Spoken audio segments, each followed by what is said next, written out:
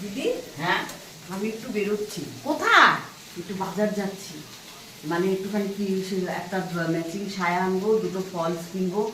আর যে পরে দুটো শাড়ি কিনলাম, যে ওই ফলস আনতে হবে। সকালবেলা যেহেতু রান্না বান্না কত কিছু জোগাড় হয় নাই, বাবা, জোগাড়টা একটু করতে হবে তো। তুমি একটু এদিকটা আটা মাখা টিফিন করতে হবে। তুমি একটু প্লিজ এই দিকটা সামলাও, আমি একটুখানি চলে আসবো। আমি তো বেশি দেরি- সামলাবো তো, দেখো না এত এত তাড়াতাড়ি একটু বেলাতে গেলে কি অসুবিধা? আরে আমি যাবো আর চলে আসবো, বেশিক্ষণ লাগবে না। প্লিজ প্লিজ একটু আজকের দিনটা একটু প্লিজ দিদি, তুমি তো ভালো বলো, প্লিজ একটু এই দিকটা সামলাও, আমি এক্ষুনি চলে আসবো। কত বেশিক্ষণ কাজ সকালবেলা। তুমি যদি, তোমার যদি অসুবিধা হয় তুমি রাখবে, আমি এসে সব করবো, ঠিক আছে?